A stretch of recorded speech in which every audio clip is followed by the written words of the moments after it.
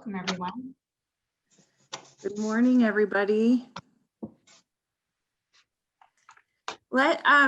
Sally, should we do some introductions? Yes, please. All right. I'll get us started, and then Sally, you're good at going around the board. Okay. Sure. So I'm Sherri Friend with Oakwood Creative Care, and I'm happy to be the co-chair of this awesome committee with my partner Glenn, who is not here today. Okay, let's see. Let's have Jane go first.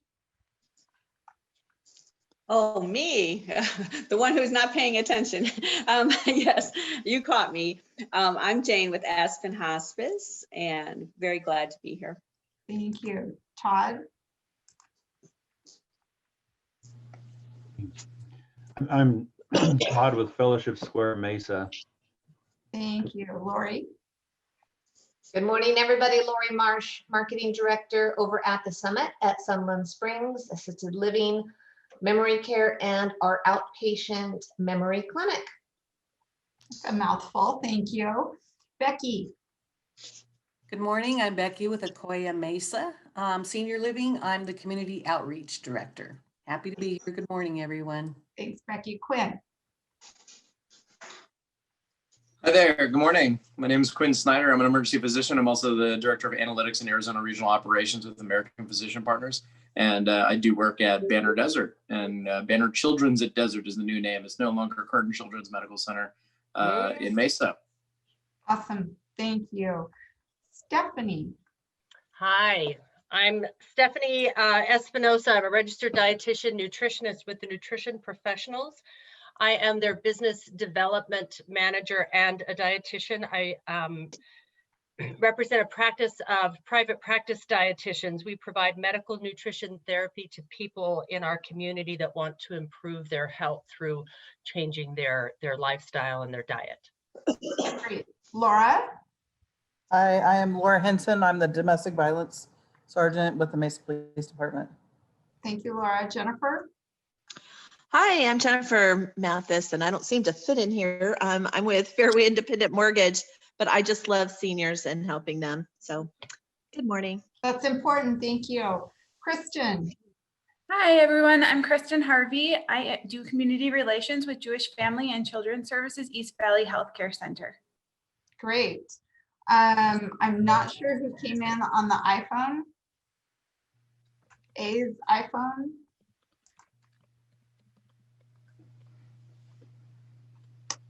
Okay, and V Roar.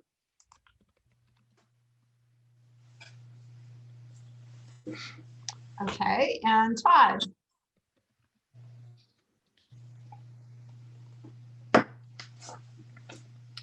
Okay.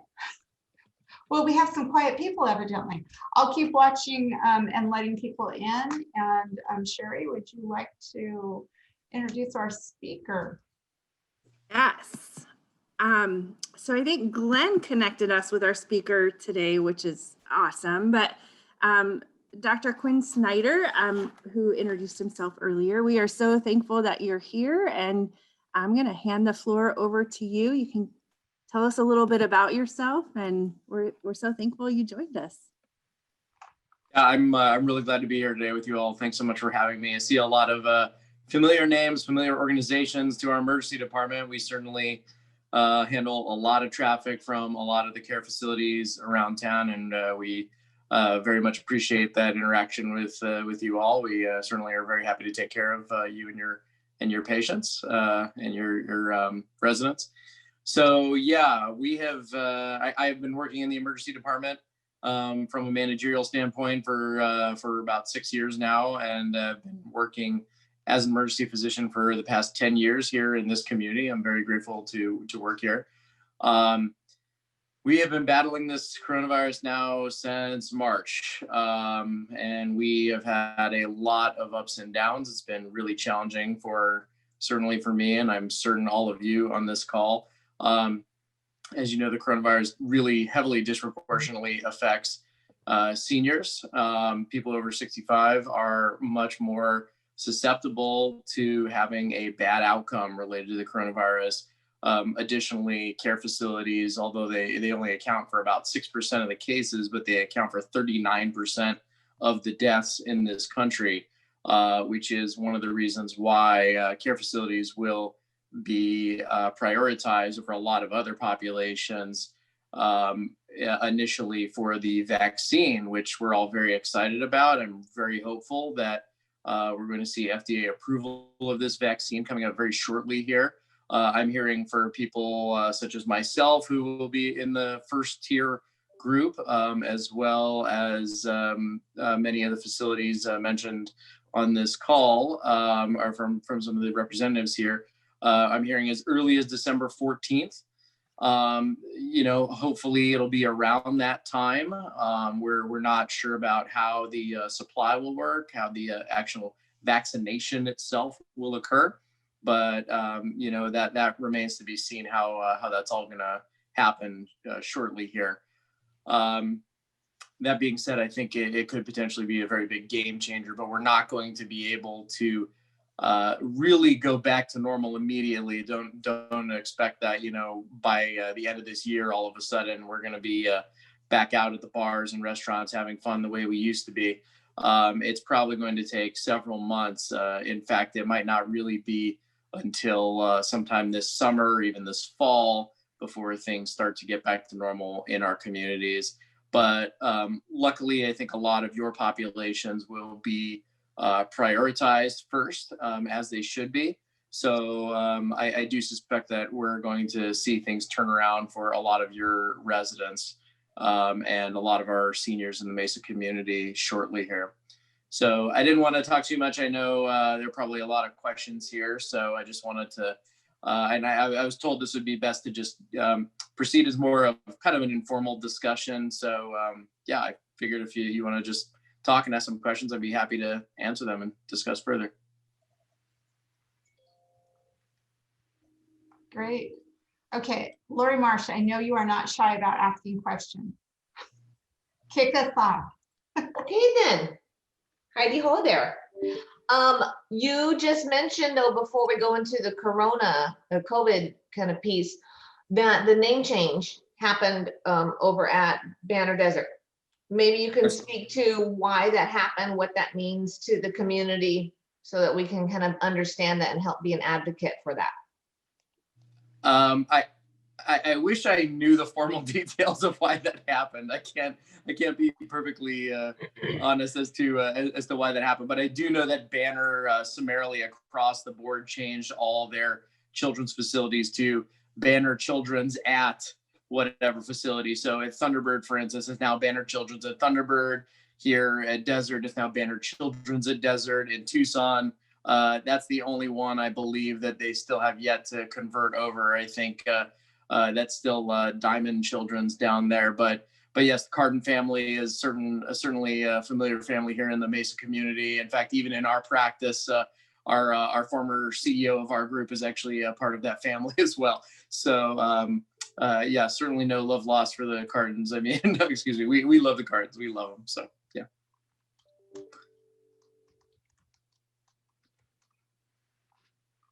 Any other questions? Sherri, you're not shy either. I do have a question, particularly for once the vaccines start rolling, how will that impact senior living communities in general? So a lot of them haven't been able to do as many group activities, having community visit. How soon do you think we'll start seeing changes related to how senior living communities function? That is a really great question. I think once the majority, if not everyone, honestly, I would recommend that, presuming the data look good, and we're going to get a lot more data here shortly as to what the trials looked like and whether or not those populations actually were, whether or not they did attempt to vaccinate those populations. We suspect that they did in their trials, but in some trials, actually, in the AstraZeneca trial, reportedly, they haven't really spent that much time vaccinating those populations. So still, though, we suspect that it will result in significant immunity of nursing home populations if and when they are vaccinated. In terms of how we would go back to normal and like when and what that would look like, I think for now you're still going to want to have people wearing masks and avoiding group settings whenever possible. But I think just to be on the safe side. But it's a really good question. And I think frankly, I'm an emergency physician, and I'm not in the nursing home community like you all are. But I think it's safe to say that you're going to be feeling a lot safer, and the likelihood that your residents are going to be getting a case of the coronavirus, including a bad case of the coronavirus, is going to be less likely much sooner than later. Yeah. Becky had oh, go ahead. Oh, no, go ahead. If you have a follow-up, I'll go next. Becky had a question. Vaccines in assisted livings, will this start with just residents and frontline workers, or all staff and residents? Do we know yet? We're hearing residents and the staff and frontline healthcare workers. They're all bundled in the same group. So, I mean, personally, I think of the staff at facilities such as yours to be frontline healthcare workers. I don't know how you could think of them any other way. So yes, that's my understanding. So Dr. Snyder, vaccines are typically, we'll probably have a push, like you said, doing those frontline workers and nursing home residents, and then it goes to the community. And vaccines are typically administered in physician offices at the request of the patient, right? We have no system for mass vaccination. Is Banner talking about that, or hospital systems, because they have far-reaching tentacles now in the community, the community offices? Is there any talk on how that's going to be distributed once we get those really high-risk people vaccinated? It's a very good question, and you brought up this question too of whether or not it's going to be mandatory. I mean, I think that's an interesting question for your care facilities.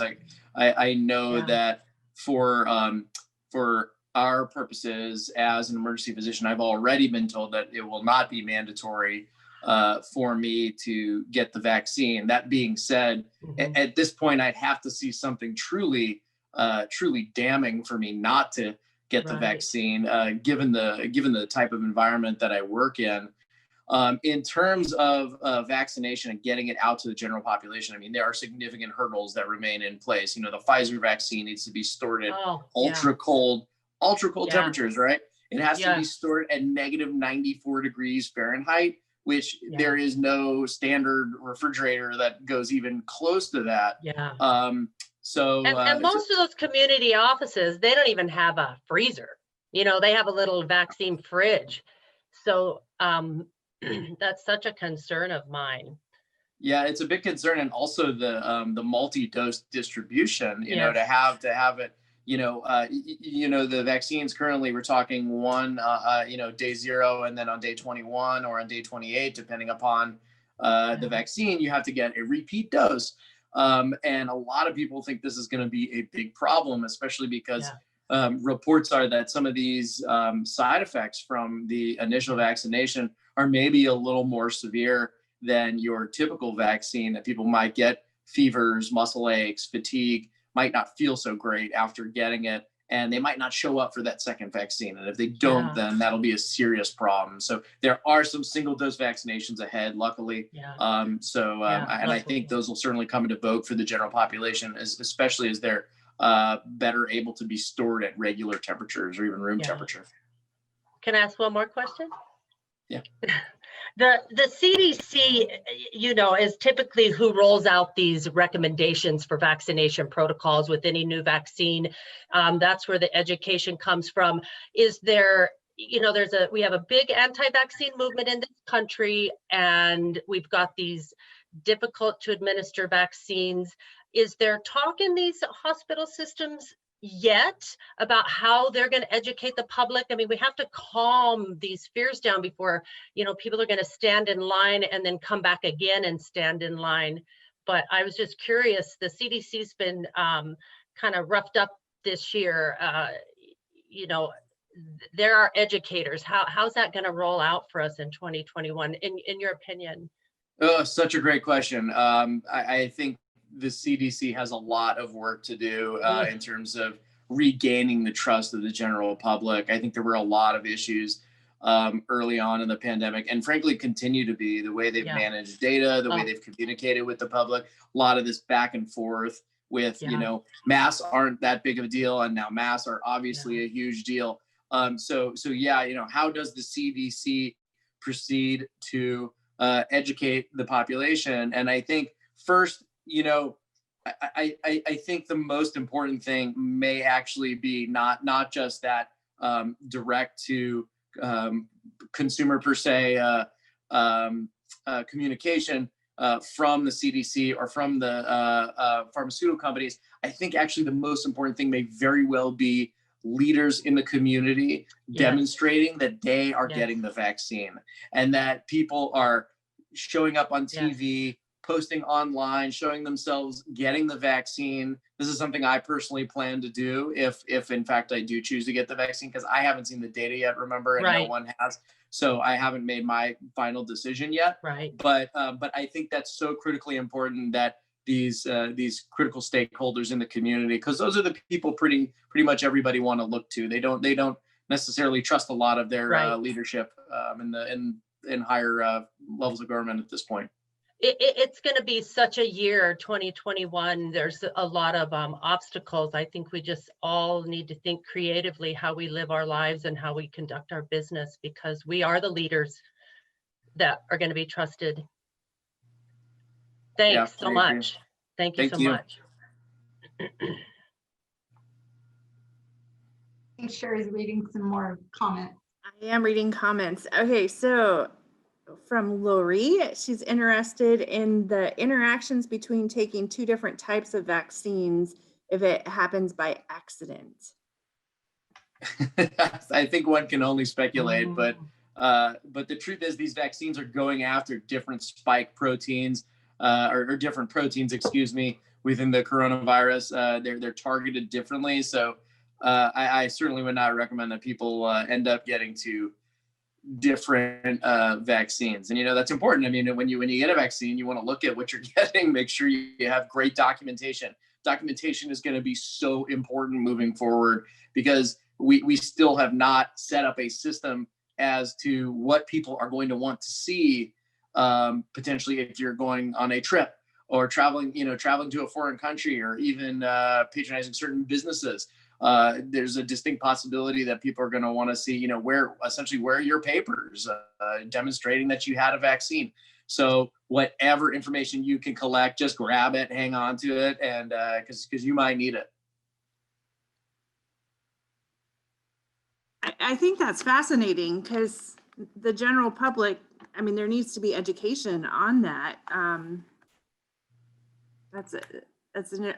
you get a flu vaccine, you don't say, which flu vaccine am I getting, So when I get a flu vaccine, just for instance, I'm given documentation. I actually have to prove to Banner and my other employer, American Physician Partners, I have to show them that I have received the vaccine. It has all the details on it. So for me, it's not necessarily something that I haven't done before, but maybe for a lot of other people, this will be a new thing. And especially in this case, the type of vaccine that you get really is good. It's definitely going to matter. It is going to make a big difference. And frankly, you're going to want to know too, from the long-term side effect perspective, because that is the one huge issue with these vaccines. We do not have the benefit of time.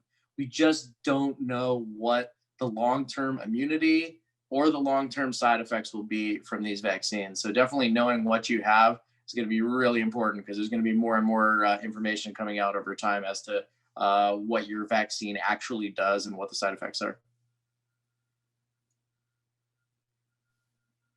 Okay, another great question from Lori. One thing reported on the news is people getting COVID a second time around. Do you see this happening and coming into the ER? Truthfully, it's been such a blizzard of patients coming in that it's been hard for me to keep up. But I personally have been retesting people if I know that they previously tested positive greater than 4 months, 4 months or greater prior to the time of my encounter. Then yes, I will retest them because there are plenty of cases out there where this is happening. But in terms of my own patients, I haven't necessarily been able to pinpoint one yet that has had that, but I'm probably not doing as explicit follow-up as I could, frankly. Yeah. I have a question. How's your team doing? I mean, it's been months now. You've got to all just be exhausted. Yeah, we are. We're really exhausted. I mean, so, Banner Desert is more than just a regular ER. I mean, this is one of the 10 busiest ERs in the country. This is the busiest ER, in our state. And as a result of that, we take on a lot of responsibility. And the hospital, by the way, is also a very large hospital, one of the largest in the state. So yeah, the team is exhausted. We've had a lot of people out, at our peak in July, 20% of our core staff was out with coronavirus in the peak in July. We are in a position right now where we're really struggling with staffing. Over the summer, it was different because we were one of the only places in the country that was suffering deeply from the coronavirus at that point. There were only a handful of Sunbelt states, and people came in from all over to help. The cavalry really showed up for us. But this time, it's everywhere. And frankly, it's worse in a lot of places than Arizona. So yes, people are exhausted. I'm exhausted. Everybody's very tired. We've had so many changes to our flow model and how patients have come in and out of our ED and our hospital in general. And we're just always trying to do our best. I'm very much hoping that one day things will return to normal, but it doesn't feel like it'll be here anytime soon, frankly, for us. Can I ask another question, Dr. Snyder? That is so, my heart goes out to you. I've been in healthcare over 30 years, and I have so much respect for what physicians and nurses do on the front line. So do these hospital systems have a plan to backfill? I mean, we're just coming into such an emergent situation. How are they supporting you? I mean, you guys are bosses to me. You can take so much. I'm astounded by the strength of our healthcare workers, but how are they supporting you, which means supporting the community? That's a great question. How are they supporting us? I think so. First of all, the issues with PPE and those kind of supplies over the summer. We had some big issues with that over the summer. Not so much an issue at this point. For instance, we had a big issue with gowns, but we ended up switching now to washable gowns, which is great. So that's not much of an issue. The N95 masks are in good supply. But who knows? I mean, there's been a lot of supply chain disruptions throughout the pandemic. And I think that we could very well run into new issues in the next couple of months, especially as other places begin to need a lot more resources than us. The staffing issue is really the major issue though for us. I mean, that is the major issue right now. And how are they supporting us? Luckily, the governor did just add an additional $60 million of funding yesterday for more healthcare workers to come into our state. But let's face it, healthcare workers don't grow on trees. I mean, you can throw as much money as you want at it, but it takes years of training and a lot of expertise to get what you need. And we are entering a position where we truly may not have adequate resources to take care of our community. We are entering a position where it's possible that even by the end of the month, we could be having to make difficult decisions like who gets care and who doesn't, which for me is absolutely terrifying. It should be terrifying to all of you as well. Yeah. We want to do, we want to take care of people. That's what we want to do. And we don't want to do it in an environment with limited resources. We want to be able to do it to the best of our ability. In terms of what you all can do, just as an aside, I'll tell you what, one of the best things you can honestly do, something that we really love, is when food shows up for us. If you all feel like buying some pizza for our emergency department at some point, call in and ask first, make sure that it would be okay. Our unit secretaries certainly know if food is coming or not, but that always brings a very big smile to our faces, and we really, really sincerely appreciate it when that happens. But we really interact with a lot of the businesses on this call quite frequently, and truly all of you that were mentioned. I mean, we have a very good relationship with all of you, and we want to do our best to support you as well. So if there's things that we can do to help you, to make things easier, to make sure that your residents are being taken care of, then please let us know. Don't hesitate to reach out. We want to make sure we're taking care of our community. It's the most important thing we can do. Thank you so much. Thank you. I have a question, and this is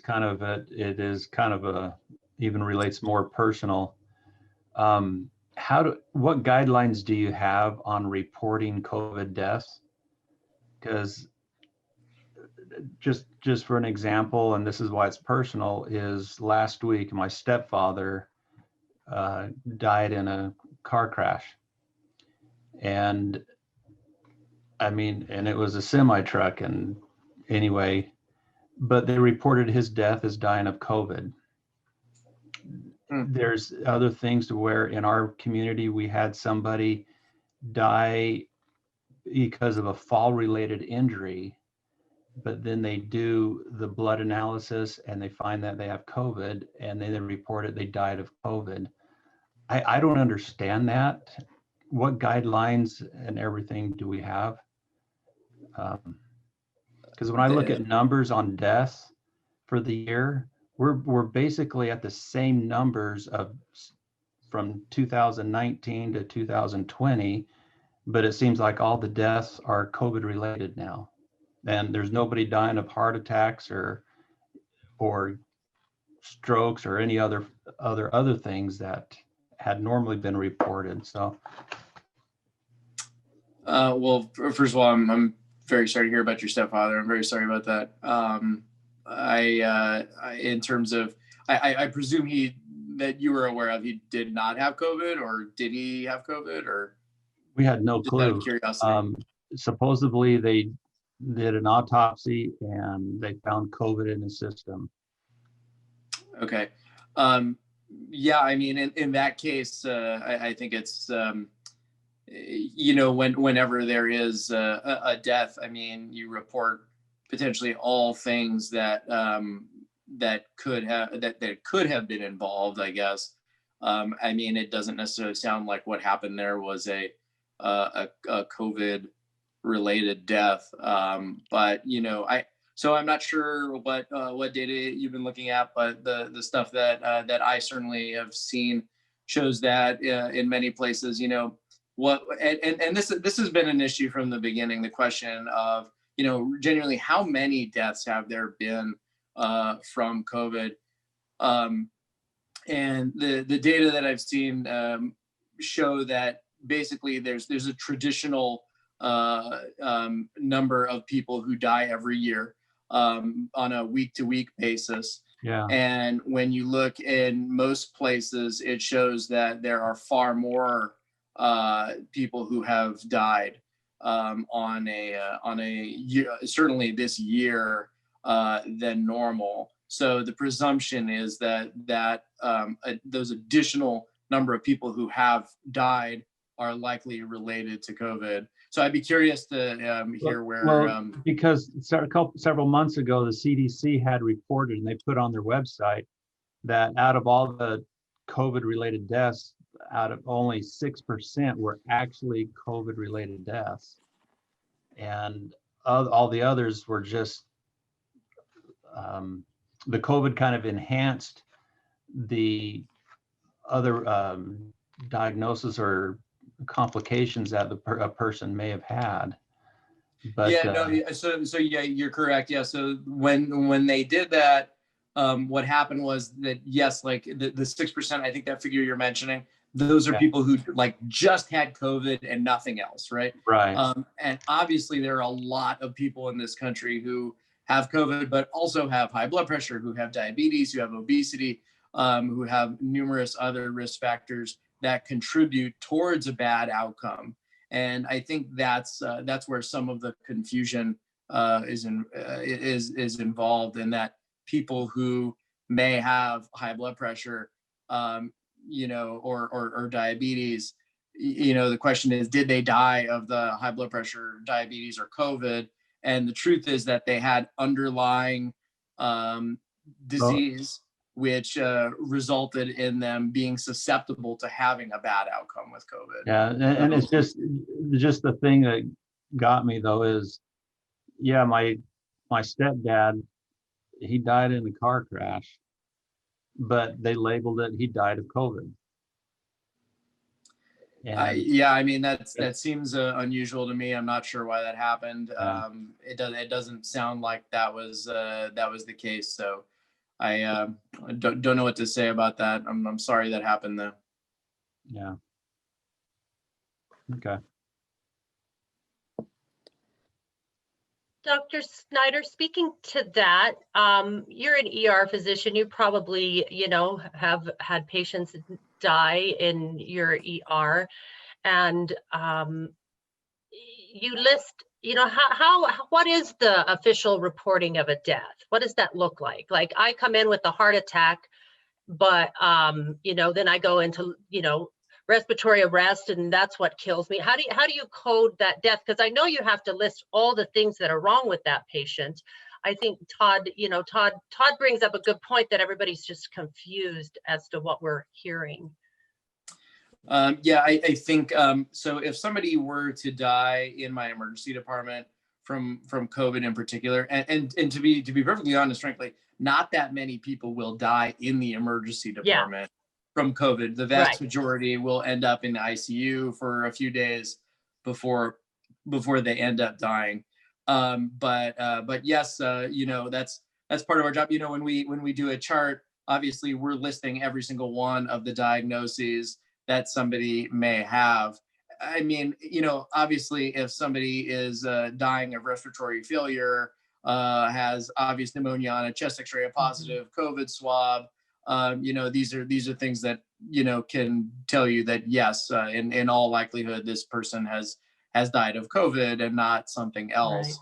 Right. I think actually to be honest, when you look at the data, it actually looks like, if anything, we are underreporting the number of people who have died of COVID rather than over-reporting. In fact, I know personally, especially early in the pandemic, when it was very hard to get a test. I mean, literally impossible. You had to, the restrictions were ludicrous. You had to have literally stepped off a plane from Wuhan, China to get a test in late March and early April in this community. I know for certain there are people who very high probability had died of COVID. One, in fact, who had died in the emergency department, a colleague of mine who sent a test on that patient, even though they had passed away. And I checked, my colleague had asked me because I do all the data analysis in the background. And he asked me, did that patient have COVID? Do you mind checking on that? And I looked at it, and it turned out the test had been canceled. So, and there are actually numerous tests that were canceled early on because we simply didn't have access to adequate testing. But truthfully, I think when my best analysis of of looking at the numbers, I strongly believe we are actually heavily underreporting the number of deaths. And then, by the way, I think the collateral damage from this whole thing is also enormous. And I think that's, people discuss this, but probably not enough. I mean, the number of people who have had psychiatric issues, suicides in particular, overdoses, and also, of course, people who have died as a result of not taking care of their both acute and chronic medical conditions for several months on end. These are definitely deaths. Now, would I call that an explicit COVID-related death on a death certificate, so to speak? No, of course not. But I think there's significant collateral damage that has occurred and will continue to occur, unfortunately. Thank you. Well, Dr. Snyder, I don't know how much time you have, but I'm sure your schedule is slammed. I can only imagine, but we just value you taking so much time to be with us today. It's really helpful for us to get information from the source and not just the news channel we may be listening to.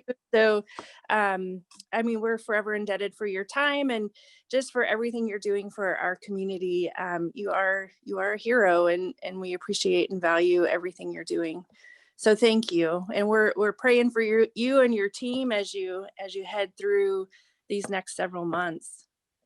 Thank you so much. We need all the positive energy we can get. Anything, please. Yeah, it's really tough. And thank you so much for all that you all do.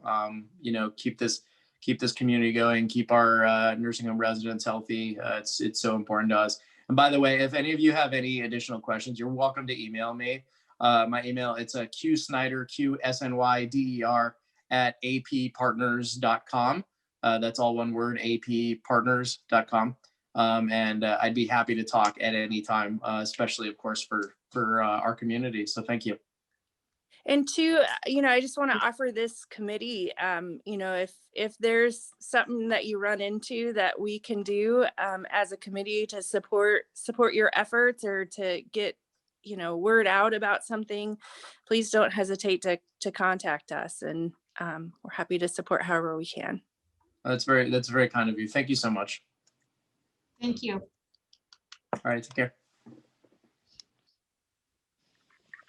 Hey, Sherri, I see that our gals from the congressional offices aren't on here, but Todd is on from AMR, and I asked him if he might want to give us a little update as to what's happening on the ambulance front. Todd, are you available? I know you're driving. There you are. I saw you unmute yourself. Yeah, I apologize. Thank you so much, Sally, for having us. And thank you to Dr. Quinn and everyone for joining. We do appreciate everyone's hard work through these difficult times. And it has been a very long, grueling year, which I think we can all account for. And just appreciate everyone taking the time to jump on, learn, ask questions. I mean, that's how we all learn, right? Is by having the conversations. And fortunately, from the grounds, from the ambulance side and from the AMR company side, with our plethora of helicopters, ground ambulances, et cetera, and getting the opportunity to be part of a lot of statewide and national initiatives and calls. There is a lot of information out there, and I think all the questions that were asked are all good ones.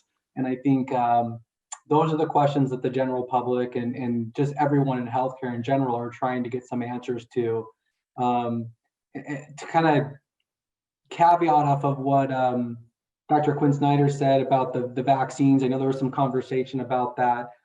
There is a website from maricopa.gov, and it's like /COVID-19 vaccine. And it gives you all of the breakdown, all the information. And what I can tell everyone so far is there will be 5 pods within the central Maricopa County area.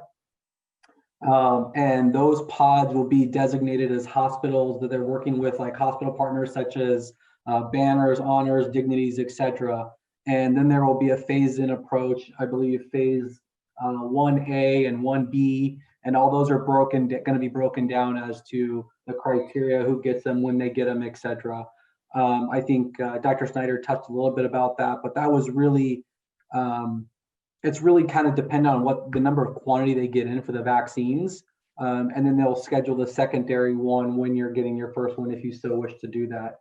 I will tell you, one of the challenges with the actual vaccine right now is not getting it. It's actually the registering process to ensure that people are credentialed and follow the eligibility, the screening process, the consent, the documents. So all of that is what they're working through right now with the county, so that when they can identify, if someone says, I am a frontline nurse or healthcare worker, well, what are you supposed to show to really validate that's your position so that you can be at that first tier? So that's really what the background is right now that they're working on. From the ambulance side, we are really ebbs and flows. It gets very busy and then it slows down dramatically. It's just kind of at the whim. We are seeing a lot of currently repatriation to other parts of the state or other states from people that have either come in the first wave back in June, July, August. So we are seeing a lot of longer distance transports, moving people back to and from. And then we are also bringing, because of the amount of resources we have here in Arizona, in addition to the, I'll knock on wood here a little bit, the lack of natural disasters we don't have. So historically, we haven't had the big fires like California. We haven't had hurricanes. We haven't had, all the other things that happen in other parts of the country. So we typically will get a lot of influx of patients, specifically right now, COVID patients, into our hospitals.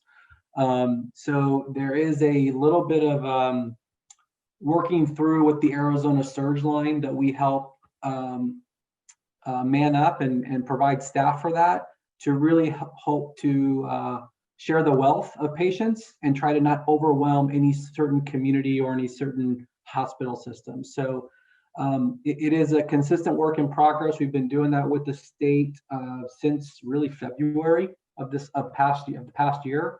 So it's still going on. And our thing is, how can we best help facilitate our communities and move patients as efficiently and effectively as possible, and then working within the confines of what it is. And I would just encourage everyone, one, thank you for everything that you're doing, all your frontline staff, your pre-hospital care, your EMTs, nurses, paramedics, police officers, healthcare workers, doctors, nurses, food handlers, everything. There's so much that goes unnoticed, and it's just very much appreciated that everyone's doing. So I just want to convey that from my level and appreciate the partnership. If there's something we can do, let us know. But that's kind of all in a nutshell for you, Sally. I know there's a lot of information there, but we're all kind of going through it. It is a lot of information, and I think everybody's head's just spinning. Like all day long, every day now. But the news is, coming at us faster and faster, and it's not all good news, unfortunately. Thank you, Todd. And thanks for coordinating with Dr. Snyder. I appreciate that. Absolutely. All right, Sherri, back to you. All right, I want to give a little update on Dementia Friends, or Dementia Friendly Mesa. So the champion and the trainings are still happening through the chamber, and we want to encourage, if your communities haven't done it yet, to get trained. And we just need to continue getting everybody trained.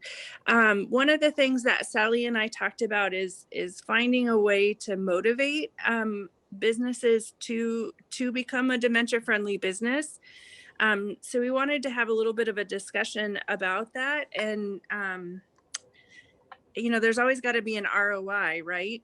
For people to invest staff time and into anything, really.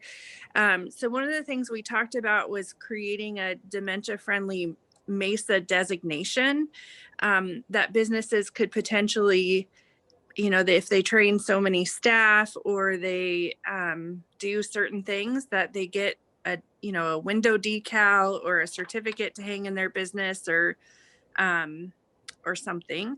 So wanted to see what your guys' thoughts are on creating a dementia-friendly Mesa designation. for any of you that went through the autism training or know about that, there was a significant cost.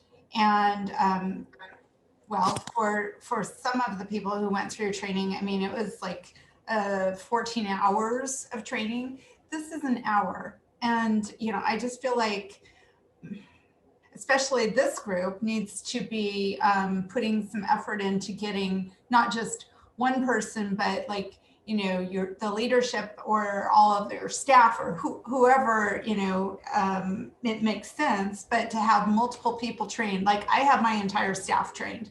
I want to be able to say, like with the autism piece, that it's not Sally that's trained, it's the chamber that is certified or, you know, recognized as dementia friendly. So I do think we need some input from you guys, because I think the goal would be to set criteria and then be able to recognize everyone, put it out on websites. And frankly, having, you know, that designation on your own website, I would think would be important. I know if I was looking for a location to put a parent, that would stand out to me. Anybody have thoughts? You don't want me making this stuff up for you. Yes, Lori. I do have a thought. And I actually am going to do the dementia training with some students from Desert Ridge High School, the National Honor Society. Awesome. So they've reached out to us to do a service project. And I said, what I really need is not a pen pal, you know, writing, but I really want people that can engage with our residents. And if you can't come in and do volunteer hours that way, let's find a way that you could have a conversation with them. And so we're going to go through that process and we'll see how we can roll it out. But one thing that I've felt that is a challenge with this program, and I'm being honest here because I want to find a way to overcome it, is yes, I think a decal would be great. A logo to put on our website would be great. But I want to know the real tangible piece that my frontline staff is going to do in order to help these people. Like, what is the expectation for a business? Is it for them to be very comfortable with identifying, oh, this person might have some dementia in them, and to know how to interact with them? Because they're not going to be like diagnosing. They're not going to be like on a clinical side of things, but they just are justifying that it's okay to go like, I think there's something about this person, and let me put on this potential dementia champion hat or dementia friendly hat to know how to engage with them. I honestly think that's it, right? I mean, it's the same as when we went through the autism piece. And I can tell you, I did the autism training and then I worked at the ball field for spring training, and it gave me a different, like, I don't know, thought process when I saw a kid come in and they were, you know, throwing a fit, that kind of thing. It's like, okay, you know what? Maybe they're not just a brat. Maybe, you know, they're having a meltdown because they actually have an issue that, you know, their family is dealing with. And I think it's the same thing for this, for the dementia friendly training. I have a cousin who's 79, and I mean, we're dealing with some pretty significant things right now. Anybody else would just, you know, think she's a little old lady. Well, no, it's way deeper than that. I mean, she's got some issues, and I have to now be aware that I can't just expect that if I tell her to do something or, you know, whatever, that it's going to happen. There's so many stories just of the last few weeks, but I do think, and Lori, your staff already knows, you know, some of this, but I think the whole idea is to be able to say that you're trained, and maybe it's, you know, everybody, housekeepers that wouldn't necessarily have that one-on-one stuff. But for businesses, I think it's important because Paula Norris from Norris Air is a great example, right?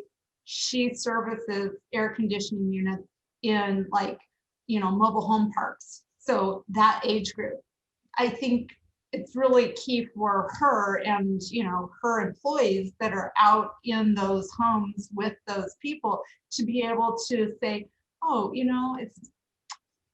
there's something going on here. I just have to be a little more patient.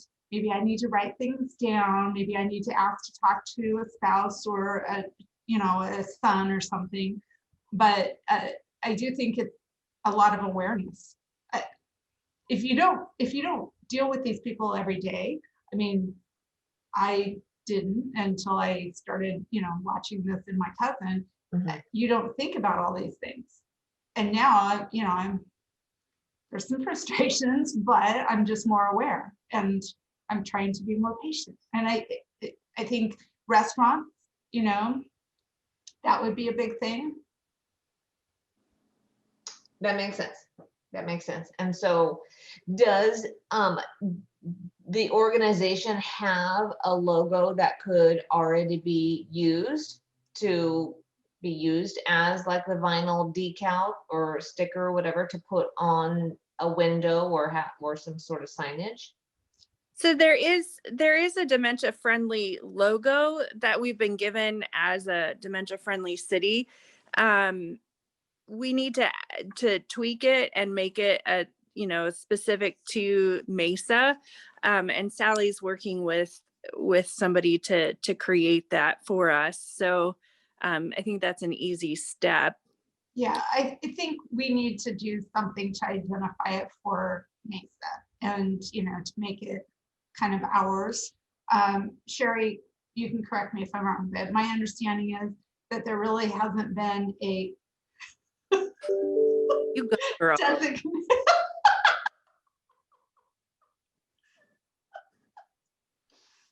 as precious as it gets. Oh my That is as precious as it gets.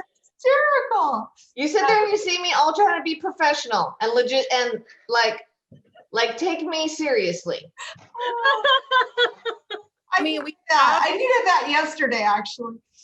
Anyway, Sherri, I don't think that there's actually a business designation, correct, from Dementia Friendly. So I think that's on us.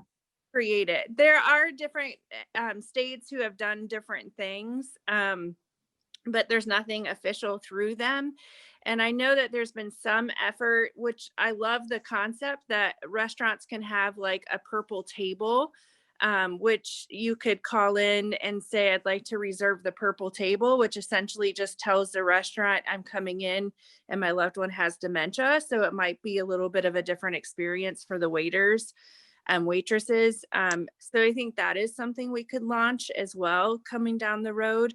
I love that idea. Yeah, I think that would be really cool.